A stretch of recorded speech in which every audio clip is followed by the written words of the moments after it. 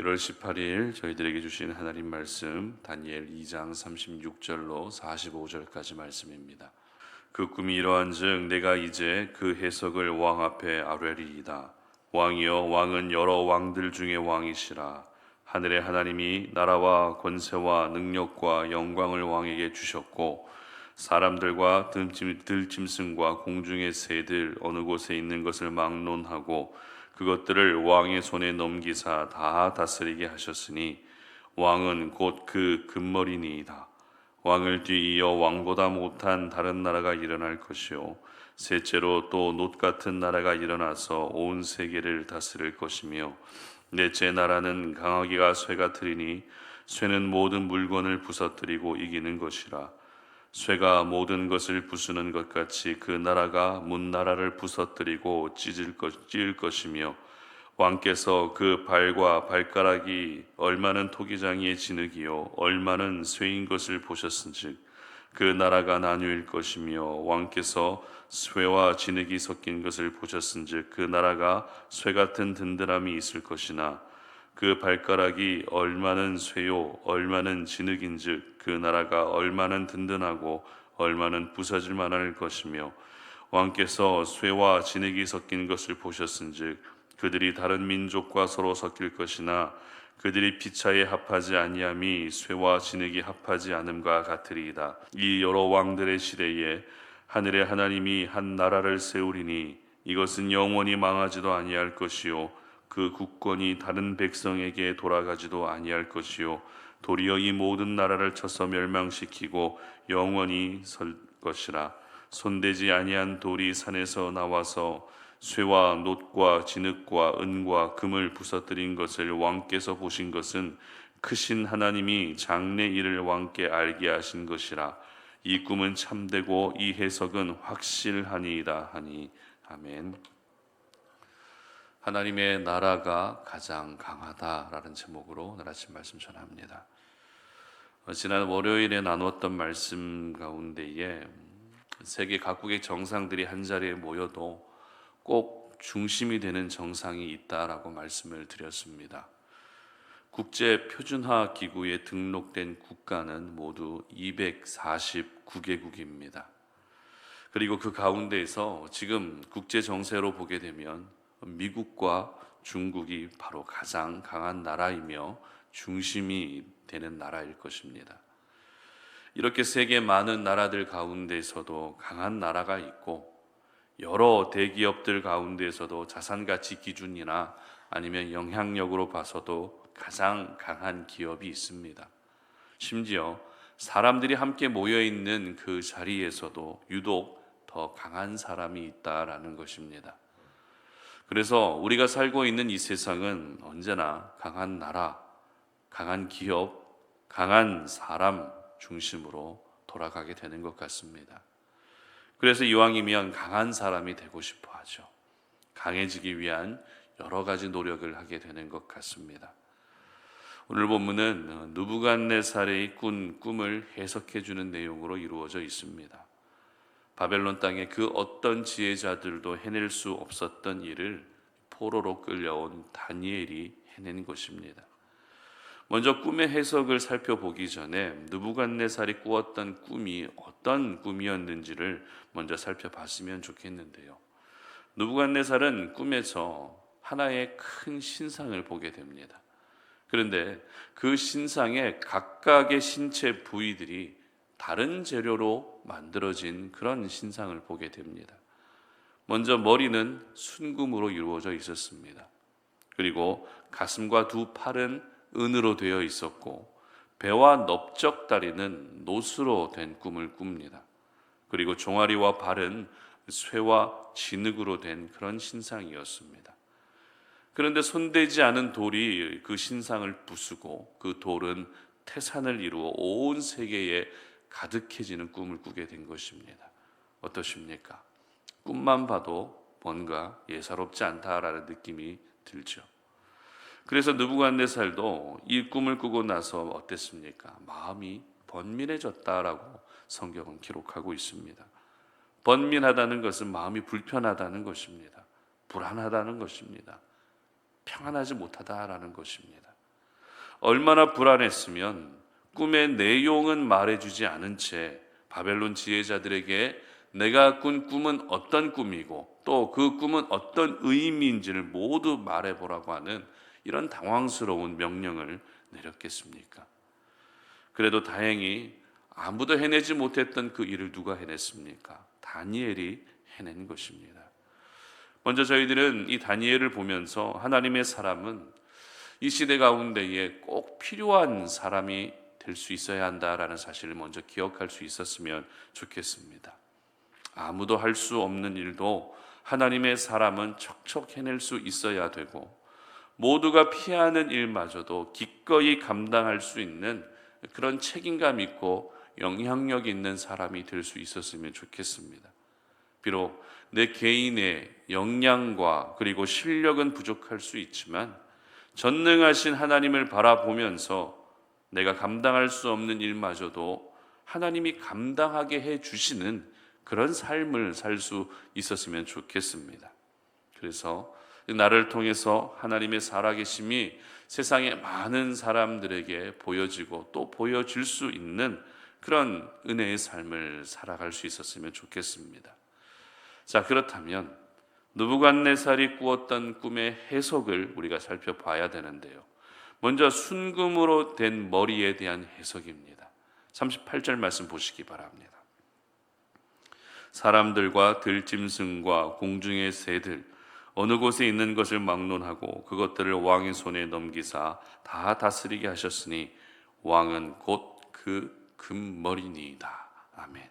바로 바벨론의 왕 느부갓네살이 꿈에서 본 신상의 머리와 같은 존재라는 것입니다. 이것을 통해 알 수 있는 사실은 당시 바벨론의 힘은 가장 막강했다라는 것을 알 수 있습니다. 어찌 보면 남유다를 멸망시킨 것보다 오랜 시간 동안 한결같이 강대국이었던 애굽의 완승을 거두었다는 것만 봐도 바벨론의 힘은 상상을 초월했던 것 같습니다. 그러나 그런 바벨론도 영원할 수는 없었죠. 이제는 은으로 만들어진 가슴과 두 팔에 의해서 바벨론은 무너지고 새로운 나라가 세워지게 됩니다. 이 세계사에서 바벨론 다음으로 세워진 나라, 바벨론 다음으로 세계를 제패했던 나라는 바로 메데 바사라고 하는 나라입니다. 이 나라는 페르시아 제국을 의미합니다. 그리고 그 후에 메데 바사도 사라지고 이제는 노수로 된 배와 넓적다리가 세계 무대를 장악하게 되는 것이죠.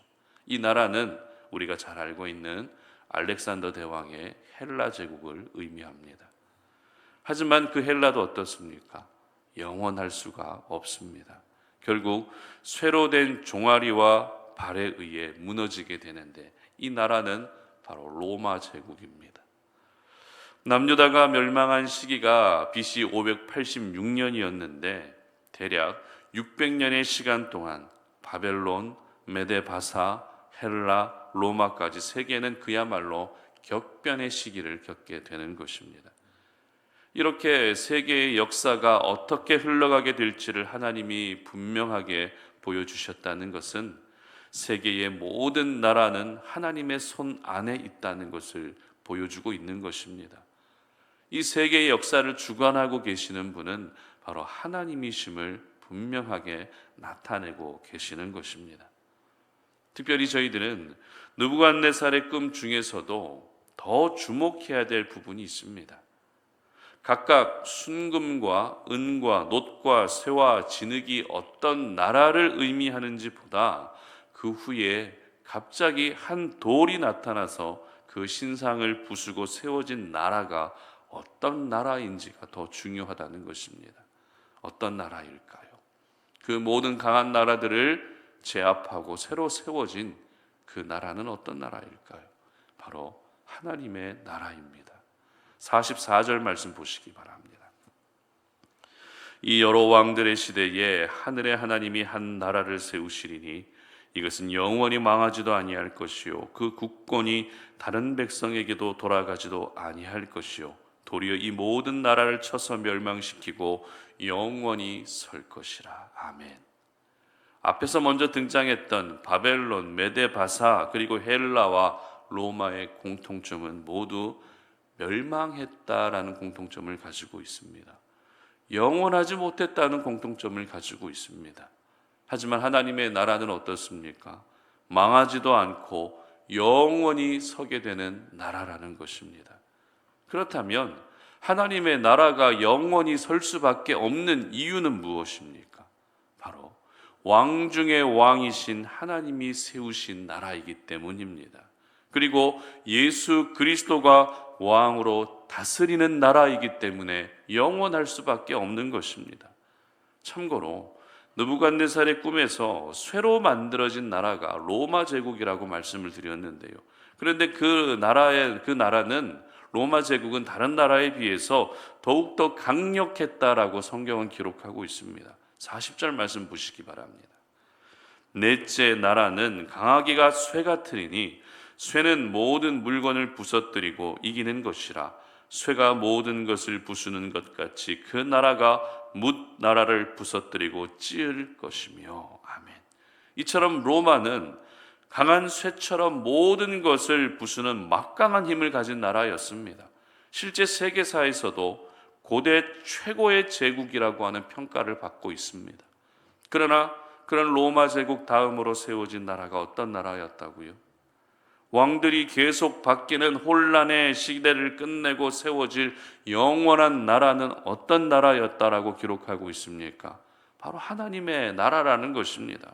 그렇습니다. 하나님의 나라는 영원할 뿐만 아니라 그 어떤 세상의 나라와도 비교가 되지 않을 만큼 강한 나라입니다. 지금 국제 무대에서는 미국과 중국이 가장 강하지만 미국과 중국보다 더 강하고 과거 바벨론과 메데바사와 헬라와 로마 제국보다 더 강한 나라가 바로 하나님의 나라인 것입니다. 그런데 이보다 더 놀라운 사실은 하나님의 나라가 이미 우리 가운데 임했다라는 것입니다. 이미 임했다는 말은 저와 여러분은 이미 하나님의 나라에 들어가게 될 자격을 갖추었다는 것을 의미합니다. 뿐만 아닙니다. 하나님의 나라를 이 땅 가운데서도 경험할 수 있게 됐다라는 것입니다. 그래서 빌립보서 3장 20절은 이렇게 기록하고 있는데요. 제가 읽어드립니다. 그러나 우리의 시민권은 하늘에 있는지라 거기로부터 구원하는 자 곧 주 예수 그리스도를 기다리노니. 아멘. 저와 여러분은 하늘에 속해 있는 사람이라는 것이죠. 내가 지금 살고 있는 현장이 세상 속이기 때문에 세상에 속하여 있는 사람이 아니라 세상에 살고 있어도 하나님 나라에 속한 하나님의 백성이라는 것입니다. 하나님의 백성은 예수 그리스도를 왕으로 모시고 사는 사람들입니다. 하나님이 만왕의 왕이심을 인정하며 사는 사람들입니다. 따라서 하나님의 백성들은 이 세상 가운데서 두려워할 필요가 없습니다. 죽음도 두려워하지 않아도 됩니다. 죄도 두려워하지 않아도 됩니다. 고통과 고난도 두려워하지 않아도 되고 미래도 두려워하지 않아도 됩니다. 왜냐하면 하나님의 나라가 가장 강하기 때문입니다. 하나님 나라의 주인이신 하나님이 가장 강하시기 때문입니다. 그래서 저희들도 역시 강한 사람이 될 수밖에 없는 것입니다. 그런데 왜 우리에게는 항상 두려움이 엄습해 오는 것일까요? 왜 불안감이 떠나지 않는 것일까요? 그 이유는 내가 지금 하나님의 나라를 누리지 못하고 있기 때문입니다. 분명 하나님의 나라가 임했는데 하나님의 나라를 누리고 있지 못하기 때문에 두렵고 불안해지는 것입니다. 그러므로 우리 성도님들에게 도전합니다. 올 한 해 여러분 하나님의 나라를 더 많이 누리시기를 바랍니다. 올해 표처럼 하나님의 나라를 뜨겁게 열망하시기를 바랍니다. 어떤 세상의 힘과 물질과 배경의 다스림을 받지 마시고 오직 살아계신 하나님께만 다스림을 받으셔서 하나님이 다스려 주실 때 주어지는 하늘의 평강을 경험하시기를 주님의 이름으로 축복합니다. 함께 기도하겠습니다. 하나님 감사합니다. 오늘 우리가 주님 앞에 나와 기도하며 오늘 이 하루를 시작합니다. 오늘 이 하루를 시작할 때에 내가 하늘에 속한 사람임을 먼저 기억합니다. 하나님이 세우신 그 나라, 우리 주님이 왕으로 다스리시는 그 나라, 그 나라의 백성이 바로 우리 자신임을 기억하며 오늘도 우리가 두려움 가운데 사로잡혀 살지 않게 하시고 가장 강하신 하나님을 기억하며 나도 역시 강한 존재로 살아갈 수 있는 세상의 그 어떤 힘 앞에도 굴복하지 않고 두려워하지 않고 강한 사람으로 살아갈 수 있는 은혜를 베풀어 주시옵소서. 그래서 하나님의 다스림과 통치 가운데 살아가게 하셔서 하나님이 다스려 주실 때 우리 가운데 임하게 되는 하늘의 평강과 기쁨이 충만한 그런 시간이 되게 하여 주시옵소서. 감사드리며 예수님의 이름으로 기도드립니다. 아멘.